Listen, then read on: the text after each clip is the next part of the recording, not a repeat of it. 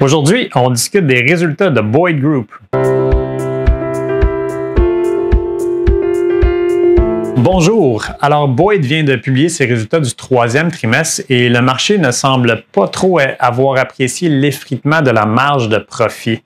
Alors, qu'est-ce qui est arrivé exactement? Alors, comme on sait, Boyd, il répare des autos accidentées dans leurs 760 garages en Amérique du Nord. Et ce qu'ils vont faire, c'est qu'ils vont demander à l'assureur, qui est leur client, de rembourser leurs coûts de réparation. Alors, on parle de la main-d'œuvre et des pièces. Et comme on sait, il y a une pénurie de main-d'œuvre en ce moment. Alors, selon certaines sources de l'industrie, le salaire d'un technicien de réparation aurait augmenté d'à peu près 12 à 15 très rapidement dans les derniers trimestres. Et donc, Boyd doit se retourner vers l'assureur et lui demander une hausse de 12 à 15 sur le remboursement du coût de la main-d'œuvre. Et c'est un processus de négociation qui prend du temps. Et ce n'est pas nécessairement dans l'intérêt de l'assureur de lui accorder immédiatement la hausse parce que l'assureur, à son tour, doit refiler la hausse aux consommateurs par des primes d'assurance plus élevées. Et comme on sait, une prime, c'est renouvelable seulement une fois par année.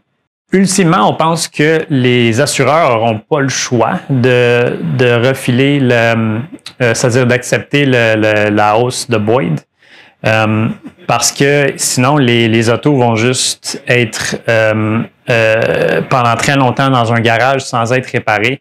Et ça reflète mal sur l'assureur qui a référé son client à un garage.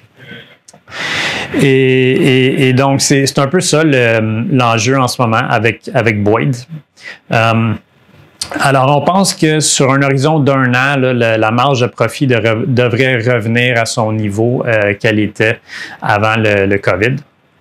Sinon, on a juste parlé du négatif, il y a aussi du positif dans les résultats.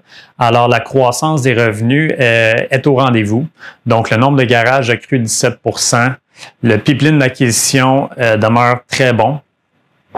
Le revenu par garage, qui est une mesure clé de productivité, continue de reprendre le terrain perdu durant le COVID. Et on pense que si ce n'était pas de la pénurie de main-d'œuvre, cet indicateur-là serait pas mal revenu là, au niveau normal.